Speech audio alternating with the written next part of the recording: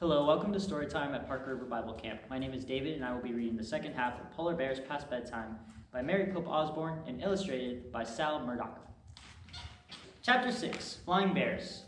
The cubs whimpered louder. They want to go to her, but they're afraid of the ice, whispered Jack. Annie petted the cubs. Don't be afraid, she told them. You'll get back to your mother. The big polar bear growled. She paced back and forth, sniffing the air. Annie kept patting the two cubs and whispered to them. Jack looked in the book for anything that might help. Finally, he found something. Even though a female polar bear can weigh as much as 750 pounds, she can walk on ice too thin to hold a person by balancing her weight and sliding her paws over the ice. Oh man, that's incredible, whispered Jack. He watched the mother polar bear walk down the snowbank. On large silent feet, she crept about at the edge of the frozen sea. She tried to step onto the ice, but each time she did it, it cracked, and she had to retreat. At last, she found a firm spot. Then the polar bear stretched out her forelegs and laid on the ice. Slowly, she moved forward, pushing herself with her claws. Is she coming for her babies? Said Jack. Or is she coming to get us? I don't know, said Annie. Hey, let's put on the masks. What for? Said Jack. Maybe they'll protect us, said Annie. Maybe she'll think we're polar bears too. Oh, brother, said Jack. But Annie gave him a bear mask. He took off his glasses and slipped it on. Jack peered through the mask holes. It was hard to see the huge white polar bear sliding over the frozen sea. He squinted. That helped. The polar bear looked at her cubs and let out a deep moan. The two little brothers carefully went to their mother. She licked the cubs and touched her nose against each of theirs.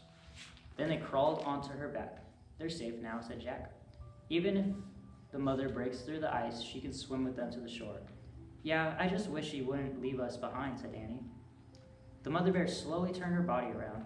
Then she pushed off with her hind legs. With her cubs on her back, she began sliding away. Let's try moving like hers, Annie said. But we could break through the ice and freeze to death, said Jack. If we just stay here, we'll freeze too, said Annie. Remember the seal hunter said his people had learned from the polar bears. Jack took a deep breath. Okay, he said, let's try it. He lay on his stomach, he spread out his arms and legs, and then he copied the bear. He pressed his mittens against the ice and pushed off, sliding his feet. Amazingly, there was no cracking sound. Grrr, he growled, and he pushed off again. Jack heard Annie sliding behind him. He kept going. He pushed and slid. He pushed again and slid again. He made the movements over and over until something happened. He didn't feel like a boy anymore. He felt like a polar bear. Then Jack felt something even stranger. He felt like a flying polar bear. Jack swirled along as his arms and legs were giant wings. Jack swirled along as if his arms and legs were like giant wings, and the moonlit sea ice were a glassy sky. He remembered what the seal hunter had said. Polar bears can fly. Chapter 7, Spirit Lights. Jack, you can get up now, said Annie. Jack opened his eyes. Annie was standing over him. She still had her mask on. We're safe on the ground, she said. Jack felt as if he'd been dreaming. He looked around. They had reached the tundra at the edge of the frozen sea. The cubs were romping in the distance, but their mother was sitting nearby, gazing at Jack and Annie. She waited to make sure we were safe, said Annie. She stared at the polar bear in awe. The words of the seal hunter came back to him. Always thank the animal spirits. We should thank the polar bear spirit now, he said. Of course, said Annie. Jack scrambled back to his feet, still wearing his bear mask. He stood up before the polar bear and pressed his hands together. We thank you, he said, bowing. Yes, we thank you forever, Annie said, also bowing. We thank you beyond the moon and the stars, said Jack, and beyond the deepest sea, Annie added. Then she threw out her arms and twirled around. Jack did the same. They both danced around the snow, honoring the bear. Finally, they stopped and bowed one last time. When they looked up, the polar bear rose up on her hind legs. She was twice as tall as Jack. She lowered her huge head as if she were bowing back to them. At that time, the sky exploded. The night became a giant swirl of red, green, and purple lights. It looked like a genie was coming out of a lamp. The sight took Jack's breath away. He stared in wonder at the dazzling lights. Is it the polar bear spirit? Annie asked. As far as Jack could see, the sky and snow shimmered. Even the bear's fur shimmered in a strange light. No, it's not a spirit, said Jack. There's got to be a scientific reason. I'll find out. Shaking, he reached into the backpack and pulled out the Arctic book. He took off his bear mask and put on his glasses. By the greenish glow, Jack found a picture of the sky's lights. The picture didn't come close to the real thing, he read aloud. One of the most amazing sights in the Arctic is the northern lights. The swirl of light is caused by electrical charged particles from the sun striking atoms and molecules in the Earth's atmosphere. See, there is a scientific reason, said Jack. It's not the spirits. Then suddenly all the dancing lights were gone, as if someone had blown out a candle. Chapter 8, Riddle Solved. Now only the moon shone on the snow. Jack looked around for the polar bear. She was gone. Where'd she go? Asked Annie. I don't know, said Jack. He looked over the tundra, but there was no sign of the giant bear or her cubs. Maybe she's not interested in scientific reasons, Jack said. Annie sighed. She took off her bear mask and handed it to Jack. He put both of their masks in his backpack. Now what? Asked Annie. They looked around the vast fields of snow in the darkness. The vast fields of the snow ended in darkness. Jack had no idea where they were. He shrugged. I guess we just have to walk and hope for the best. Wait, listen, said Annie. From the distance came howling sounds. They grew louder and louder. Yay, we don't have to wait long, said Annie. The huskies are coming. Howling filled the night as the dog sled came into view. The seal hunter was running beside it. We're here, we're over here, called Jack. He ran toward the sled, and Annie followed. I was afraid you were lost, said the seal hunter. We were, said Annie. And we got stuck on thin ice, too, but a polar bear helped us out. Yeah, said Jack. And we wore your masks, and they made us feel like bears. Yeah, the mask made us brave, said Annie. She caught her breath. Oh man, wait, said Jack. Annie's words sounded familiar.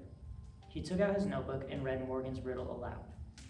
I cover what's real and hide what's true, but sometimes I bring out the courage in you. What am I? A mask, Jack and Annie said together. The seal hunter smiled. You knew? You knew, said Annie. It was for you to discover, said the seal. It was for you to discover, said the seal hunter, not me. Jack pulled the bear masks out of his backpack. Here, he said. Thanks a lot. The hunter took the masks and put them inside his parka. We can go home now, said Jack. Do you mind taking us back to the treehouse, said Annie. The seal hunter shook his head. Climb on, he said. Jack and Annie climbed onto the dog sled. Mush, said the seal hunter. Mush, said Annie. Mush, said Jack. Snow began to fall as they took off across the dark ice. Chapter 9. Oh no, one more. By the time the dog sled arrived at the treehouse, the snowstorm had become a blizzard. Can you just wait a minute, Jack asked the seal hunter, so we can check something? The hunter nodded. His dogs whined as Jack and Annie climbed through the treehouse window. Jack grabbed the scroll that held the riddle. He unrolled it. The riddle was gone. In its place was a shimmering word, mask. We did it, said Annie. The treehouse will take us home now. Great, said Jack. Let's say goodbye to the seal hunter and give him back his clothes. They quickly pulled off the sealskin clothing and their boots. Thanks for letting us borrow these, Jack called through the window. The seal hunter walked to the treehouse and took the clothes from Jack and Annie. They stood shivering in their pajamas and bare feet. Thanks for everything, said Annie, her teeth chattering. The seal hunter gave them away. Then he walked through the swirling snow to his sled. Mush, he shouted. The dogs took off through the stormy night. Let's get out of here, said Jack. He hugged himself. Before we freeze to death. Annie grabbed the Pennsylvania book that always took them home. She pointed to the picture of the Frog Creek woods. I wish we could go there, she said. They waited for the treehouse to start spinning, but nothing happened. Jack shivered. I wish we could go there, Annie said again, but again nothing happened. What's going on? Said Jack. He looked around the treehouse. The 4 scrolls with the solved riddles were in the corner. Then he saw it, a 5th scroll. Where did that come from? He said. Jack grabbed it and unrolled it. On it were the words, look at the letters, the first, not the rest. Discover the place that you love the best. Oh no, said Annie, another riddle. Okay, okay, let's stay calm, Jack said, shivering. Look at the letters. The first, not the rest. Okay, the first letters in this riddle are L-A-T-L-T. That doesn't make any sense, Annie broke in. Icy winds battered the treehouse. Snow blew inside. We have to hurry, Annie said. Jack was freezing. He looked around wildly. Letters, letters, letters, what letters, he said. His gaze rested on the scrolls in the corner.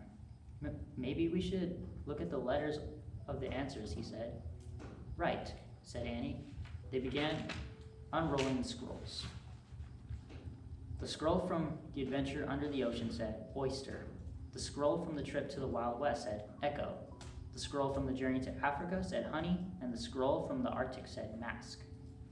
Oyster, echo, honey, mask, said Jack.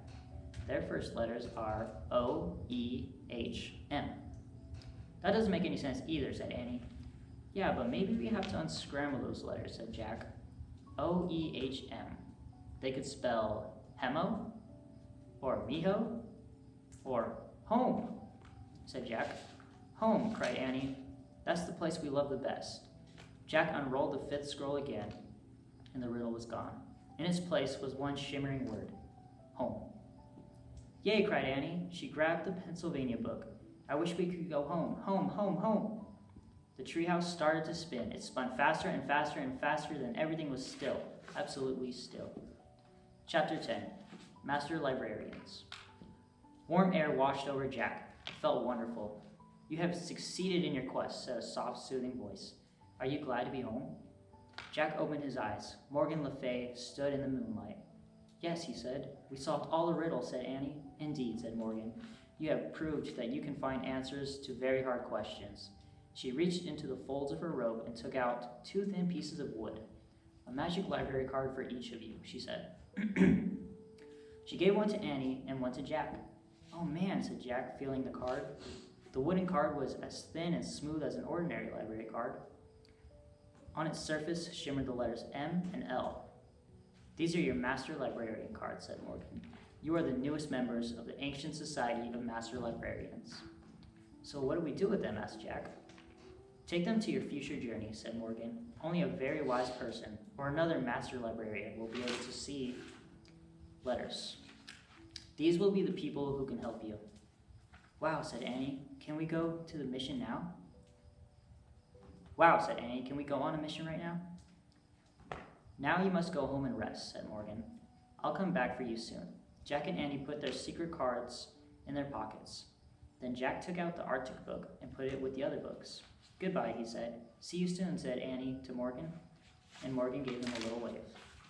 Jack and Annie climbed down the rope ladder, and as soon as they stepped out onto the dark ground, they heard a roar. They looked up. They saw a blur of wind and a light high in an oak tree. Then all was silent. Morgan and her magic treehouse were gone. Jack reached for his magic library card. When he felt its tingly warmth, he knew that amazing adventures lay ahead. Let's go, he said. He turned on his flashlight. The woods don't feel scary like they did before, said Annie, as they walked through the trees. I'm not afraid anymore. Me neither, said Jack. Hey, the darkness is like a mask, said Annie. Yeah, said Jack. It hides the day, but it brings out your courage. They came out of the woods. Jack saw their house in the distance. It looked warm and cozy. The porch light glowed. The moon shone overhead. Home, he whispered. Home, said Annie. She started running. Jack took off after her, running to the place that they both loved the best. And now Jack and Annie are safe in their beds, awaiting for their next adventure in the Magic Tree House. So make sure to come back again on Friday for story time with our friend Alex. I hope you guys enjoyed the story, and please stay safe from all of us here at Park River Bible Camp. We pray that everyone has a blessed day and has experienced His love today.